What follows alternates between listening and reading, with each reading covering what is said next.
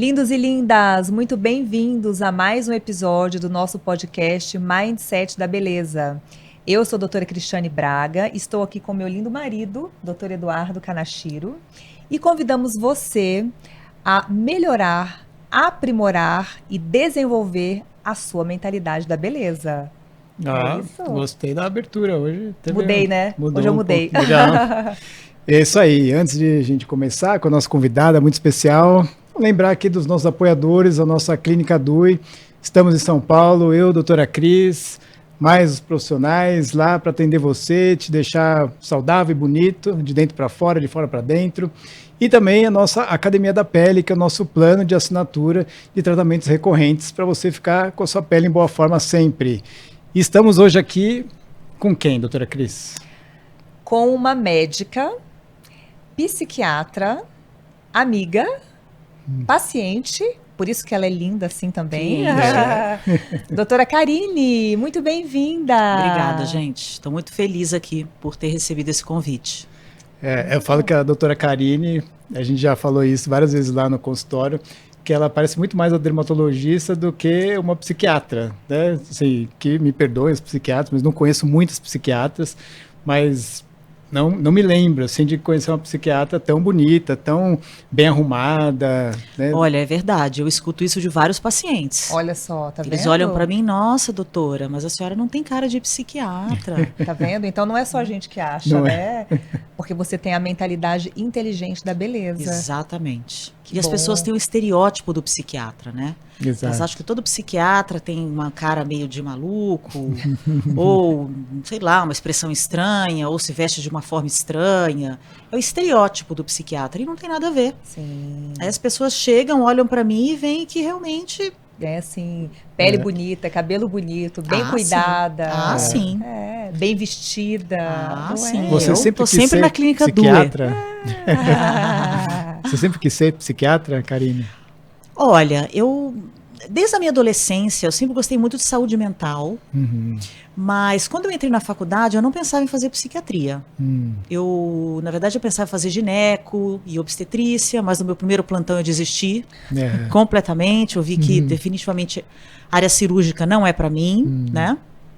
E quando eu estava no terceiro ano da faculdade, eu percebi que eu gostava mais de conversar com os meus pacientes do que de examinar os meus pacientes. olha. E isso começou a me chamar a interessante. atenção. Então, por exemplo, eu não gostava muito de aferir pressão, de palpar abdômen, fazer percussão. Eu gostava de saber da vida pessoal do paciente.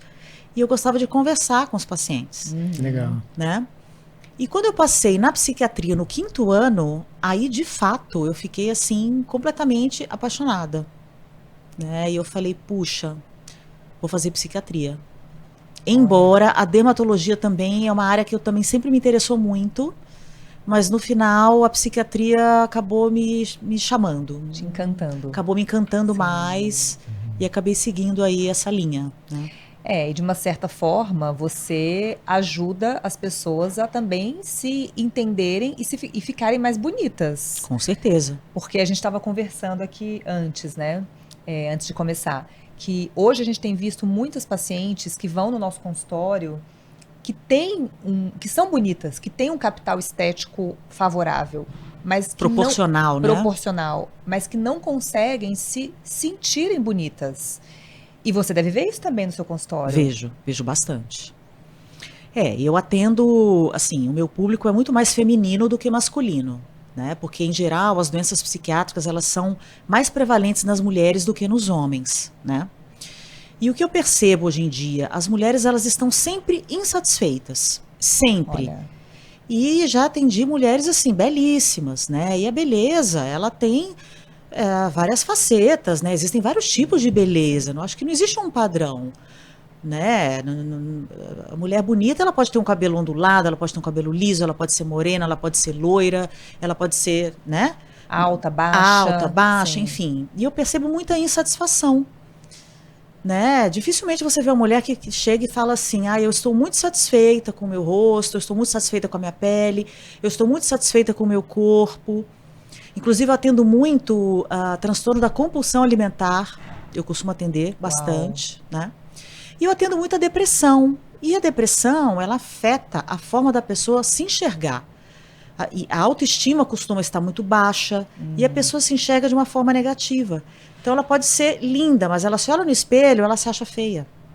Olha só, que triste, né? E eu acho que a questão aí de rede social também, eu acho que as pessoas elas se comparam muito umas com as outras. Eu acho que as pessoas hoje estão um pouco obcecadas de ter um padrão perfeito, uma boca perfeita, uma pele perfeita, sendo que isso na verdade não existe. Sim, sim. Né? Eu acho muito importante a gente se cuidar, eu acho isso importantíssimo para a autoestima, mas também acho que tem que ter um equilíbrio, a gente não pode ficar obcecado com isso. Né? E cada pessoa tem o seu padrão de beleza.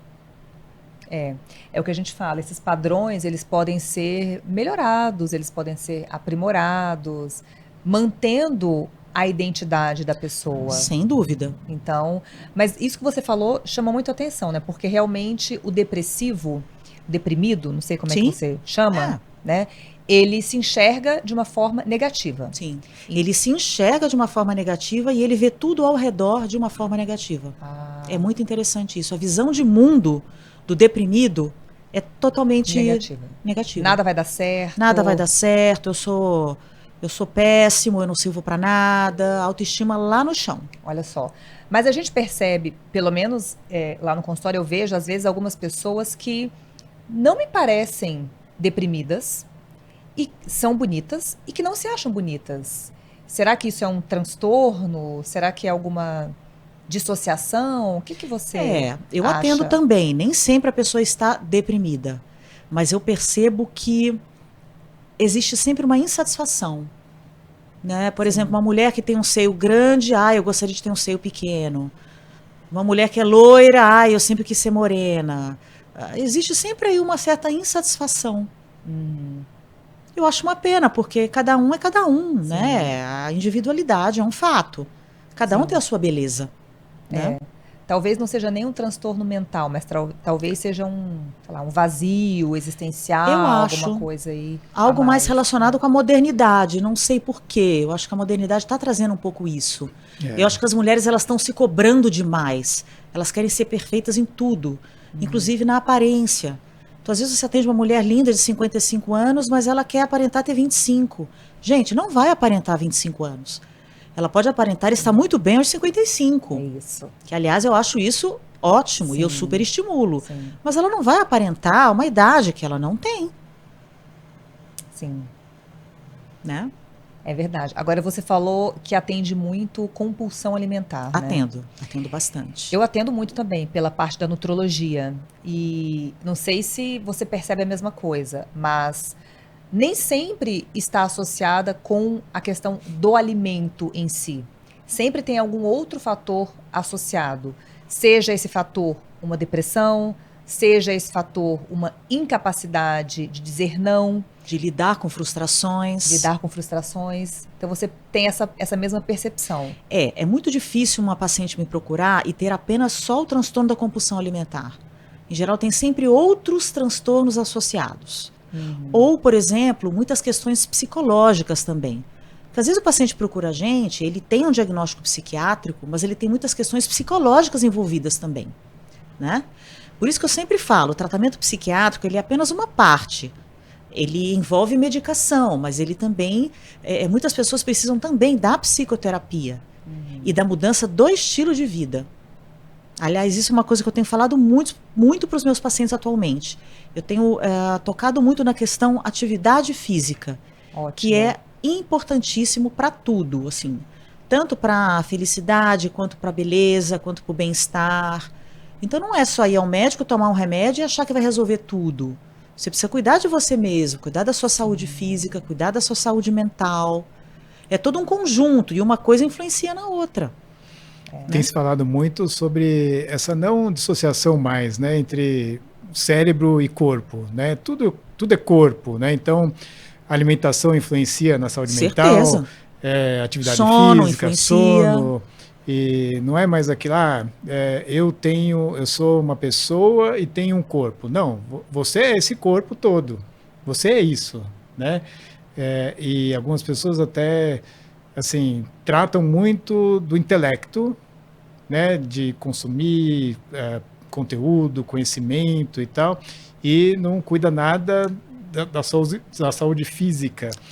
E isso acaba impactando no intelecto. Né? Se a pessoa não tem uma boa alimentação, não faz atividade física, não tem um sono, impacta na hábitos saúde, saudáveis. impacta na qualidade de vida.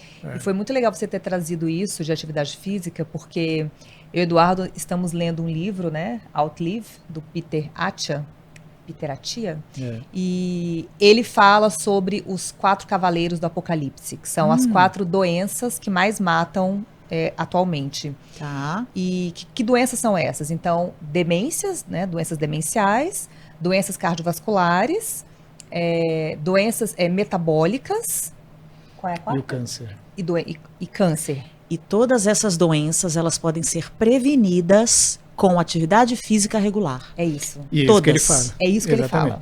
Ele todas, fala que todas, tudo sem que exceção. a gente sabe, assim, atividade física, alimentação, sono, o lidar com o estresse e tal, mas se for eleger um desses fatores, o que mais tem impacto é a atividade física. E ele dá dados, assim, chocantes. Por exemplo, eles fizeram um estudo mostrando que se você fizer uma atividade intensa diariamente durante 3 minutos, você diminui o risco de câncer, de doenças cardiovasculares, de doenças demenciais. Então, assim, não precisa fazer 1 hora todos os dias. Claro que também ele traz esse dado, que quanto mais, melhor. Óbvio. Mas se você não tem... O tempo não é mais uma desculpa. É o que eu falo sempre para os pacientes. Faz 20 minutos. 20 minutos. Ah, mas eu não quero correr. Caminha. Desce de escada, sobe de escada. O paciente vira para mim, eu odeio musculação. Eu falo, mas tem outras atividades, você não precisa fazer musculação. Você pode fazer um beach tênis, você pode fazer uma aula de dança. Sim, uma luta, uma caminhada. Então, assim, precisa mexer o corpo.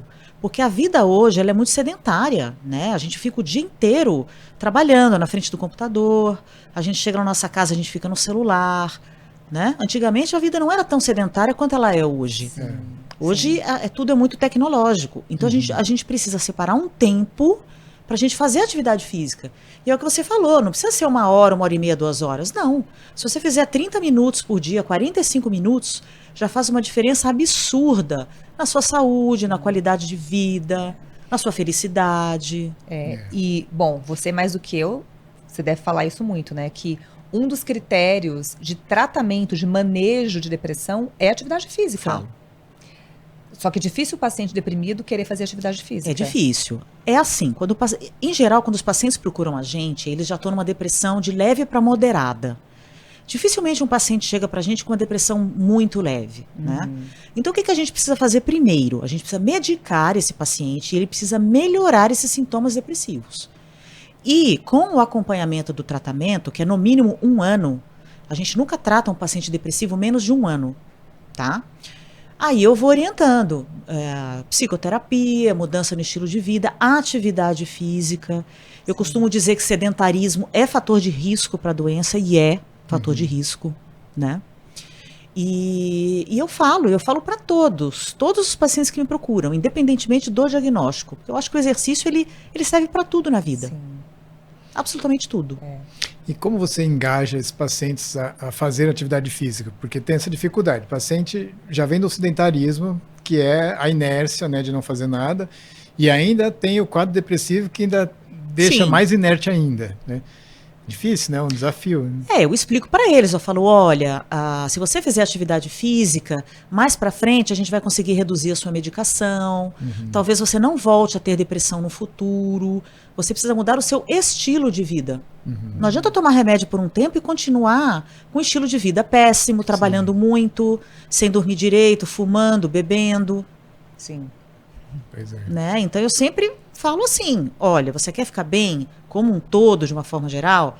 Faça atividade física e mude seu estilo de vida, não adianta. E também não adianta fazer exercício por um período e depois parar, né? Sim. Porque o ser humano tem uma questão de ser um pouco imediatista, né? Sim. Ele vai lá, muda 1 mês, muda 2, depois volta tudo igualzinho como era antes. Então eu explico, não, você tem que mudar a sua mentalidade, você tem que mudar seu estilo de vida. Sim. Voltando um pouco no que a gente falou sobre essa autocobrança, essa insatisfação, o que a gente vê bastante tem uma culpa, né, das redes sociais, porque é um mundo que eu falo que é um metaverso, que as pessoas estão lá com um avatar. Então, quando você vê a pessoa assim, presencialmente, pessoalmente, é outra pessoa. E ontem até estava ouvindo uma história interessante de uma paciente que contou que ela está fazendo uma reforma na casa e aí ela foi na loja de planejados e acho que marcou um dia, eles falaram que não podia porque estava ocupada o showroom, e foi no outro dia eles contaram que a loja é um showroom bonito, então tem os quartos decorados, mas que alguns dias eles locam para influencers para ir lá gravarem como se estivesse na casa deles. Olha isso. Olha, gente. Então, até isso, a pessoa é fake, né? Assim, passa a imagem pra gente de que é uma pessoa bem-sucedida, mora num lugar lindo e, na verdade... É super feliz, a vida Exato. é perfeita, não tem problemas, né? Não é exatamente isso, né? E é bem longe disso, bem inclusive. longe disso. Pois é, Né? pois é. Isso é muito ruim, né? Eu acho que é um desserviço. Eu entendo, né, que a pessoa não quer passar uma imagem de fracasso, mas em termos de coletividade é muito ruim, porque causa isso nas pessoas, né? Sim. Putz, olha só, ela mora em tal lugar, olha, ela é tão linda, e eu aqui, olha a minha vida. Principalmente adolescentes, né? Exato. Adolescentes, eles têm muita dificuldade de lidar com isso, né? Porque eles estão ainda numa fase de amadurecimento. Exato. Eles estão ainda se conhecendo. Eles estão formando a personalidade deles. Então, para o adolescente é péssimo, sim. Né? Não, e até, como o Eduardo fala, né, em termos de coletividade, eu acho que é muito mais válido você mostrar a realidade, falar, olha, eu estou aqui fazendo ginástica, eu estou aqui optando por este prato ao invés desse, eu estou aqui fazendo este procedimento para ficar desta forma, do que simplesmente surgir sem nada ter feito. Então, eu acho que, em termos de coletividade, você transparecer a realidade é muito mais eficaz para todos ao redor. E você estimula muito mais as pessoas, né? É isso. Ô Karine, o que você acha falando em psiquiatria, eu gosto bastante de psiquiatria, durante a faculdade eu gostava, era uma matéria que eu me interessava, lia Freud. É muito interessante, É né? muito legal, né? Só que o meu perfil é um perfil mais executor, de botar a mão na massa e resolver com as mãos, assim. Então, por isso que eu optei talvez pela cirurgia. E eu me vejo muito como um cirurgião plástico, faço um paralelo com a psiquiatria, que seria um psiquiatra com bisturi. Então, algumas vezes, né, assim, talvez na grande maioria das muitas vezes é isso que eu ia falar. É que algumas... o problema é mais interior, assim, a gente acaba não resolvendo, né? Mas muitas vezes a gente, numa cirurgia, num procedimento, a gente eleva a autoestima da pessoa, a autoconfiança e consegue tratar problemas mesmo, assim, de se aceitar e tal. E acho muito legal isso. Por exemplo, sei lá, tem vários casos, mas eu já tive uma paciente, por exemplo, adolescente, que ela tinha largado o colégio por conta do tamanho da mama, que era muito grande, e ela tinha vergonha, né? Sofria bullying. E quando eu examinei pela primeira vez, foi assim, parecia que era um sofrimento para ela de mostrar. E depois que eu operei, no primeiro retorno ela ainda veio com a mãe, no segundo ela já veio sozinha, já chegou lá, tirando, toda feliz. E é muito legal a gente ver isso, né? Com um procedimento cirúrgico, a gente mudar a vida da pessoa, né? Não, sem dúvida. Eu acho que quando bem indicado, né, eu sou super a favor. A questão é evitar um pouco o exagero, né? Eu acho que hoje em dia também está tendo muito exagero. Mas pequenas correções, você pode mudar a vida da pessoa. Você muda completamente a autoestima, a pessoa fica feliz, né? Aí a pessoa muda a vida da pessoa. Porque muitas vezes o ponto de sofrimento é aquele lá. Às vezes um nariz muito grande, uma orelha jabano, né? E você ali, às vezes, numa horinha de procedimento, resolve o problema, a pessoa... Não, sem dúvida ajuda muito. É muito legal. Agora, você, além da compulsão alimentar, você também deve pegar alguns casos de adição, né? Droga-adição, adição com álcool, quer dizer, vícios. Pego também. E você já pegou algum caso de pacientes viciadas em procedimentos estéticos? Olha, não peguei. Não pegou? Não, nunca chegou para mim. Porque... Mas, sem dúvida, tem Não, esse existe, diagnóstico. Isso é fato. Isso é fato. Porque a gente... não é muito frequente a gente ter isso, até porque nós temos o perfil mais conservador, a gente orienta bastante os pacientes.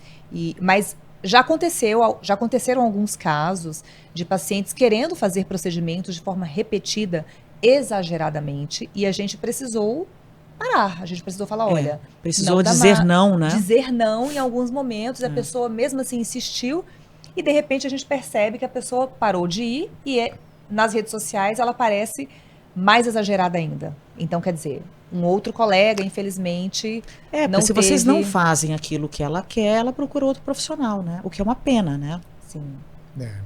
Mas é o que você falou, é uma compulsão. A pessoa ela nunca está satisfeita. Então ela vai, sei lá, vai preenchendo boca. Ela coloca mais boca, ela quer mais boca, mais boca. Quando você vê, né? E a própria pessoa não percebe, né? Isso que eu acho muito interessante. Vai ficando muito desproporcional e a pessoa não percebe. E assim, a gente tira foto, a gente mostra, mas ela sempre tem argumentos, contra-argumentos para querer nos convencer a fazer aquilo. Interessante isso, né? Da nossa parte, eu acho que tem que impor limite mesmo. Sim. E principalmente com relação à segurança, né? Então, acho que o primeiro critério é a segurança. Se aquele procedimento vai trazer um risco maior, uma complexidade, já não está indicado, né? E outra, a parte estética, né? Pode ser o procedimento mais seguro do mundo, mais simples, mas não vai ficar harmônico. E a gente sabe, né? A gente estudou para isso. Depende do tipo, do biotipo da pessoa. Exatamente. Né? Uma pessoa miudinha não vai ficar bonita com uma prótese, por exemplo, de silicone enorme. Vai ficar desproporcional, vai ficar estranho. Então, cabe a nós. Cabe a vocês explicar, mas mostrar. Isso é interessante, porque tem dois lados, né? Tem esse exemplo que você deu. Muitas vezes o Eduardo pontua, olha, para o seu biotipo, para o tamanho do seu tórax, o ideal é o tamanho dessa prótese. E às vezes até acontece de colocar a prótese indicada e a paciente fica totalmente insatisfeita porque ela queria uma prótese maior. Sim. E ela acaba trocando a prótese por uma maior, mesmo contra a indicação de uma pessoa totalmente conceituada e estudada e com esse conhecimento, além de técnico, conhecimento estético, né? Então isso acho acontece. Que isso é difícil pra gente lidar. E fica feio, né, gente? Fica over, feio. Né? Fica parecendo um boneco, uma boneca. Exato. Fica muito estranho, causa estranheza. A gente fala que a beleza, ela não é tão subjetiva, ela é objetiva. Existem padrões de harmonia, existem padrões de simetria. Então, quando fica, por exemplo, um tórax pequeno com uma prótese grande, fica desarmonioso, fica desproporcional. Exatamente. Causa uma estranheza feia, não é uma estranheza bonita. Não é assim, nossa, como você tá bem, não é. Nossa, tá estranho. Então, o olhar, ele até tem uma rejeição com aquilo. A mesma coisa da boca. Se você vai preenchendo a boca, também tiveram casos que a pessoa... eu imagino. Não tem fim, ela quer devem preencher. atender muitos casos assim, Sim. eu imagino. E a gente fala, olha, não está bonito, eu acho que já está bom, vamos parar do jeito que está... Ai, doutora, mas por favor, eu falo, então, olha, eu não vou fazer. E aí a gente vê que a pessoa vai em outro sem dúvida. E faz. E infelizmente sempre tem colegas que fazem, né? Infelizmente. E isso é interessante, né? Porque eu tenho uma paciente muito querida que eu acompanho há muitos anos, acho que há 15 anos, eu não vou falar o nome dela para guardar, mas antes dela fazer 40 anos, acho que ela tinha 36 anos, ela falou, doutora Cris, você nunca me indicou uma toxina botulínica. Eu já vou fazer 36 anos. Eu falo, porque não tem indicação. Não tem indicação. Aí ela falou, mas eu nunca vi, todas as minhas amigas da minha idade já fizeram. Você é a única dermatologista que não indica. Eu falo, quando você tiver indicação, eu vou fazer. E aí, quando eu fiz para ela, ela falou, nossa, finalmente, quase 40 anos, eu vou fazer minha primeira toxina. Porque é isso, você tem mas que bom para ela, né? Olha que maravilha. Ótimo. Tem uma boa estrutura facial, né? Sim. Mas olha que interessante, é até estranho para o médico não indicar aquilo que todos os amigos em volta estão fazendo. Então, existe uma certa pressão, né? Sim. Hoje em dia eu acho que tem uma certa pressão para a gente fazer procedimento estético também. Não, eu acho muito válido, né? Até pela Academia da Pele, né? A gente criou esse produto, esse plano de assinatura, justamente para fazer estímulos de colágeno recorrentes. Com frequência, sim. Com frequência. Com regularidade. Porque a gente sabe que estímulos de colágenos com regularidade, recorrentes, têm resultados melhores do que estímulos únicos, Sim. isolados. Então não adianta eu fazer 10 procedimentos uma vez por ano e ficar 10 anos sem fazer nada. Sem fazer nada. Se eu fizer um procedimento por ano, todo ano, o resultado é melhor. Sim. Então, esses tratamentos recorrentes. Então, é interessante, a gente sabe que isso é cientificamente comprovado, mas desde que o procedimento seja indicado para você naquele momento. Com certeza. Né? E hoje em dia, assim, a tendência maior, e o que a gente faz é de estimular esse colágeno e gerenciar o envelhecimento. Muito mais do que alterar a forma, a proporção. Claro que tem casos que necessitam mesmo, né? Mas aquela onda da harmonização facial, por exemplo... Não, e fica todo mundo com o mesmo rosto. Exato. E assim, o que a gente faz é ressaltar a beleza da pessoa. Que a pessoa tem de bonito. E gerenciar o envelhecimento. Né? Quanto assim, a gente entende, e a grande maioria das pessoas também quer, se manter jovem na medida do possível e do natural. Exato. Né? Então é isso que a gente faz. Porque imagina, uma você pessoa, sabe bem. uma pessoa de 60 anos com o rosto sem ruga, com o rosto todo esticado, gente, fica feio. Porque fica desproporcional. Não tem como. Sim. Sim. Suavizando, melhorando a qualidade de pele. Hoje tem a medicina regenerativa, né, com produtos que vão agir no DNA da célula, modulando o envelhecimento. Olha. Fantástico, né? Assim, acho que não tem coisa melhor, né, do que você pensar nisso, né? Modular o envelhecimento da E hoje célula. tem suplementação também. Suplementação. Hoje a gente tem várias... É o que a gente fala, é a beleza de dentro para fora, da mesma forma que de fora para dentro. Sim. E uma está ligada com a outra. E sempre buscando naturalidade, porque Sempre. essa questão de ficar muito artificial,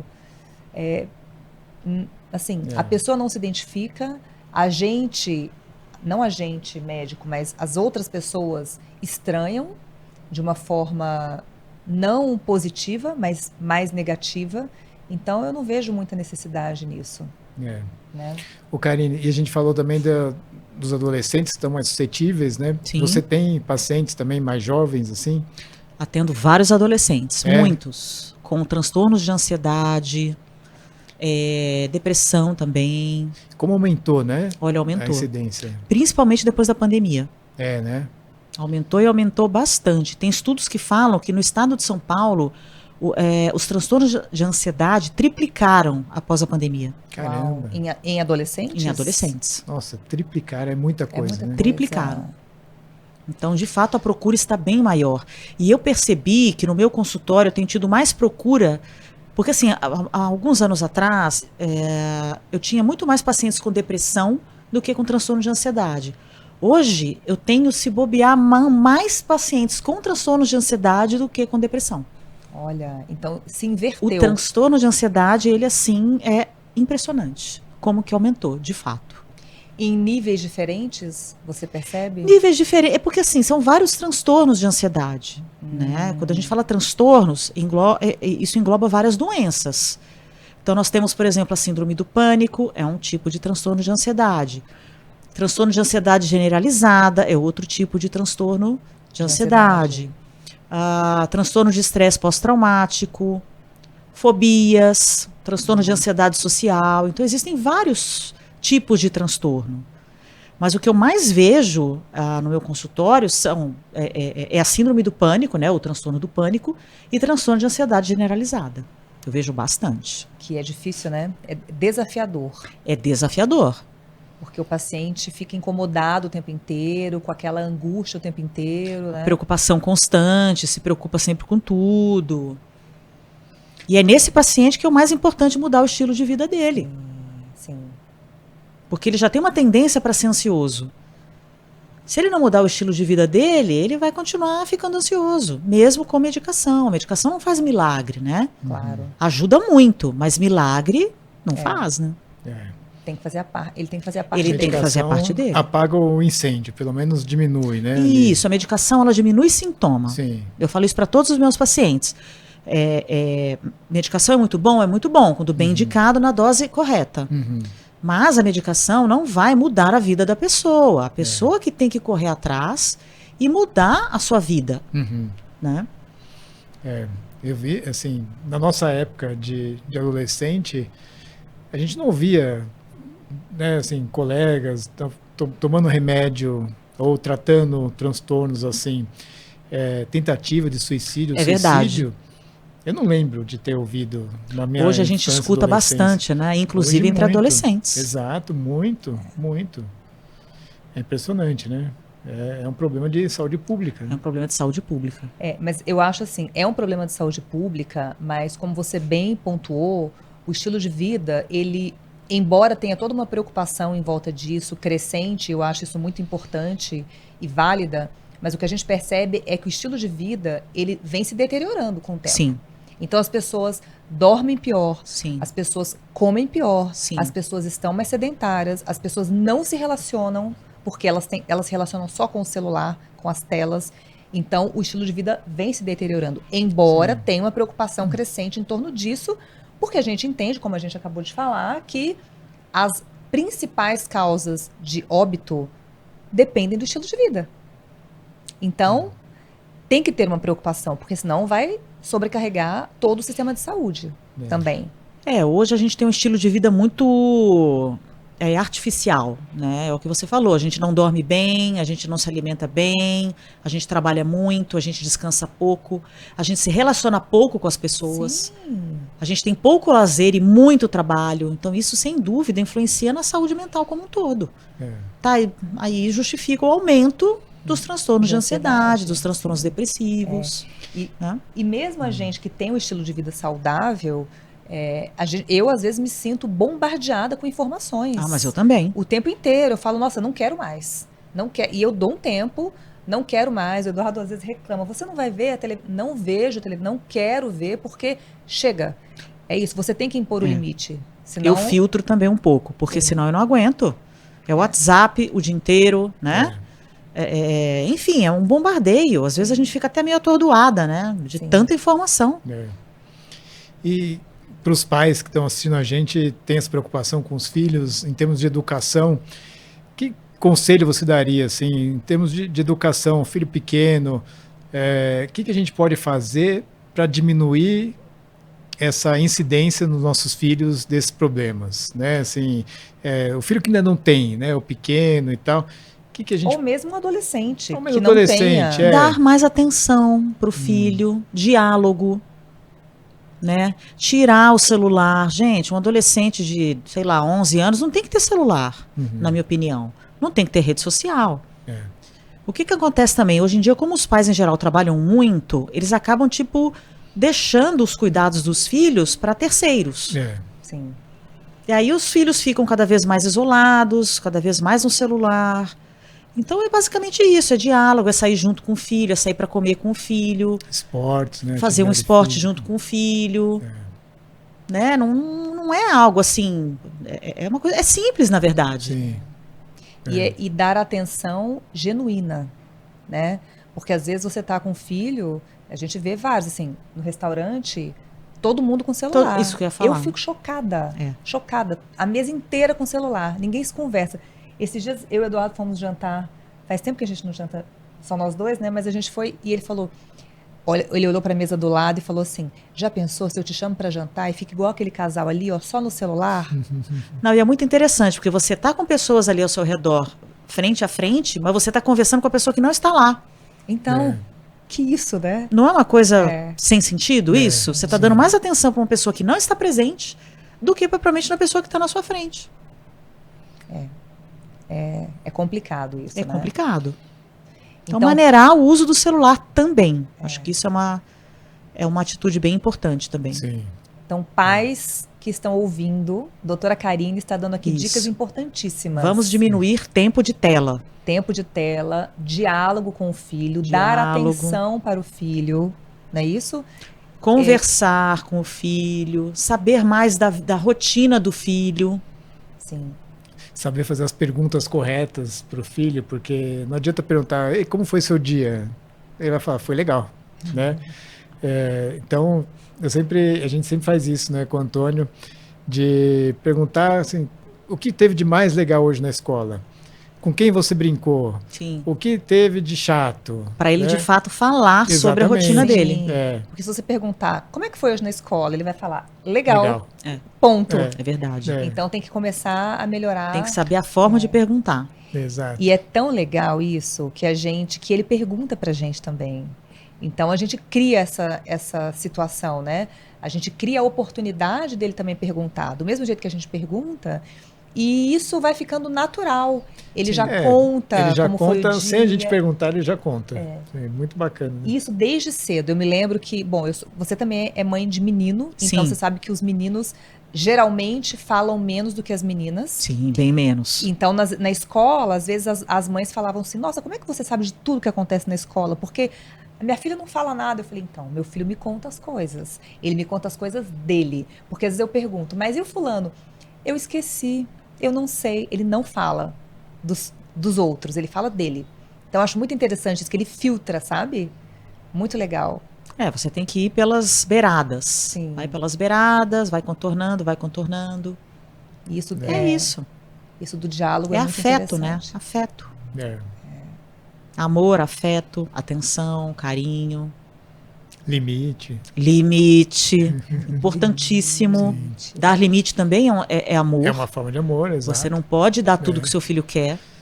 Porque às vezes o mais fácil é dar o que ele quer, né? Do que brigar ali, né? Falar um Exatamente. não. Às vezes é mais fácil. Não, tá bom, vai E lá. muitas vezes o filho pede por limite, ele quer limite. Exato.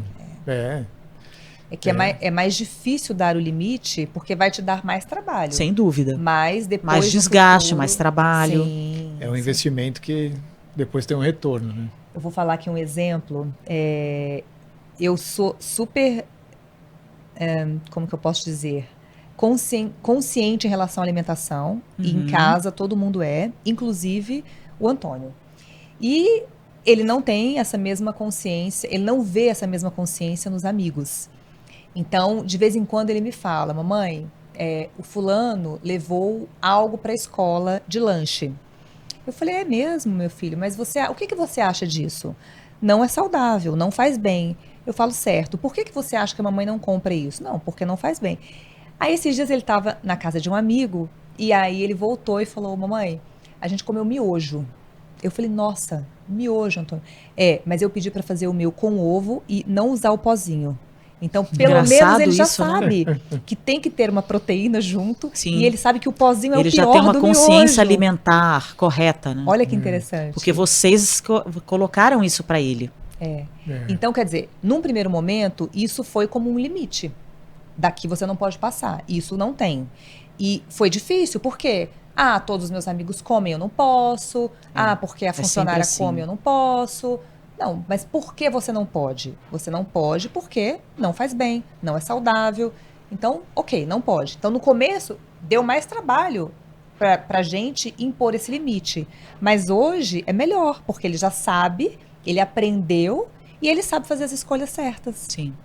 Não é interessante isso? Muito legal. Foi muito legal. Ele falou, mamãe, mas o meu foi com ovo e sem o pozinho. Eu, que bom! Que bom, né, gente? Que bom! Que bom. Que legal. Muito bom. E Karine, o que mais? De dicas, assim, para as pessoas de saúde mental, uma coisa que você repete bastante nas suas consultas, além da atividade física, tem alguma coisa que, sei lá, todo mundo te pergunta, uma pergunta frequente, assim, que pode servir como insight, como lição para quem está ouvindo a gente? Assim, o que eu percebo é que ainda tem um tabu muito grande com relação aos medicamentos psiquiátricos, né? As pessoas, eu não quero ficar tomando remédio, eu não quero ficar dependente do remédio a vida inteira. Isso é verdade, Só que assim, vamos lá, se você tem você tem uma pessoa, um hipertenso, ele não vai ter que tomar remédio o resto da vida? Exato. Vai. Um diabético, ele não vai ter que tomar remédio o resto da vida? Vai. Um bipolar, vai ter que tomar remédio o resto da vida? Vai. Né? Claro, não são todas as doenças que o paciente precisa tomar remédio o resto da vida. Mas algumas, de fato, precisam. Né? Algumas pessoas precisam tomar mesmo medicação pro resto da vida. E a medicação não vai trazer um problema maior para esse paciente. Muito pelo contrário, o que vai trazer problema para ele é não tratar a doença dele. Eu vejo muito isso com relação ao TDAH. Eu tenho atendido muitos adolescentes com TDAH. Um TDAH não tratado, gente, as consequências são terríveis. Tá?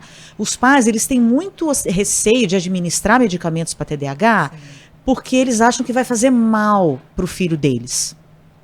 Só que não tratar o TDAH faz 1000 vezes mais mal do que tratar o TDAH. Sim. Exato. Por quê? Falta de informação, Tem um preconceito. Exatamente. E é um preconceito mesmo. É um né? preconceito. Porque a pessoa não tem conhecimento suficiente para saber se aquilo é melhor ou não, mas tem medo de dar a droga para o filho. Exatamente. A droga, o remédio, né? Então, E aí a criança fica lá sofrendo uma série de questões, pode até abandonar a escola, não fazer faculdade. Recentemente já atendi um adolescente que ele quase largou a faculdade. Influencia muito na autoestima. Total. Né? Porque a pessoa se sente incapaz. Sim. E é impressionante como a medicação é eficiente. Não, né? muito, muito. É. Esse paciente que eu atendi, ele literalmente ia largar a faculdade. Eu falei, não, você não vai largar não, vamos conversar aqui, né? Conversei com ele, expliquei, falei, olha, você tem um TDAH, você já tem isso desde novo, só que na escola, a escola sempre dava um jeitinho e tudo, mas agora que você está na faculdade é diferente. Vamos fazer o tratamento. Resumindo, ele respondeu super bem a medicação. olha só. E já está quase terminando a faculdade. Olha que bom. É. Sim. E quase que largou a faculdade. E quase largou a faculdade. Então as pessoas não têm que ter medo de ter um diagnóstico, as pessoas não têm que ter medo de tomar medicação. As pessoas não tem têm que ter medo de procurar um psiquiatra. E não também, tem que ter medo de procurar um psiquiatra. A gente é um médico como outro qualquer, entendeu? Isso também tem um preconceito. Total. Psiquiatra é médico de louco. Não, mas total. Então eu não quero. Eu falo, não é de louco. O psiquiatra, ele vai te ajudar a não ser louco. Exatamente. Ele vai te ajudar a ser normal. Exatamente. Não é isso? Eu acho que hoje em dia as pessoas estão com a cabeça um pouco mais aberta com relação a isso. Eu acho que essas gerações mais antigas tinham mais preconceito. Né? Eu percebo que os jovens hoje eles estão com a cabeça mais aberta. E eles têm mais conhecimento. Muitas vezes eles me procuram, eles já leram alguma coisa, eles falam, ai doutor, eu li sobre isso, eu acho que eu me encaixo em algumas coisas. Então eu acho que pouco a pouco isso está melhorando. Mas a psiquiatria, ela existe, gente, para melhorar, ela existe para tratar. A gente não quer punir ninguém. Sim. A gente não quer deixar ninguém sonolento e inútil e incapaz. Lógico. Muito pelo contrário, a gente quer que as pessoas sejam felizes. E não disfuncionais. E não né? disfuncionais. A gente busca sempre o quê? A funcionalidade. O objetivo é esse. Muito bom ter essa visão sua aqui, porque eu acho que os nossos ouvintes vão ficar mais atentos. Sim. É algo que a gente vê, embora isso esteja diminuindo, a gente ainda vê. Ainda vê. Com uma certa Bastante. frequência. E intervenção é necessária muitas vezes e é legal os pais terem essa consciência mesmo, esse radarzinho ligado para se identificar alguma coisa no filho, buscar ajuda. Porque é muito comum também os pais acharem que é normal, meu filho é perfeito, né? Assim, o viés que eu tenho é que as mães são mais assim, né? De acharem que o filho tá ótimo e tal. Elas têm resistência de Tem mais aceitar, resistência. às vezes, um diagnóstico. Exato. Mas às vezes o que eu faço? Às vezes eu falo para os pais, olha, vocês precisam fazer terapia. Sim, também. Vocês precisam fazer terapia. Eu falo, de repente, para a mãe, olha, eu estou percebendo que você está muito ansiosa, eu acho que vale a pena você fazer um tratamento. Então, às vezes, você tratando os pais, Já melhora. já melhora e muito aquela criança e aquele adolescente. Na verdade, provavelmente, na grande maioria das vezes. Porque às vezes a família é disfuncional. É. O funcionamento ali é disfuncional.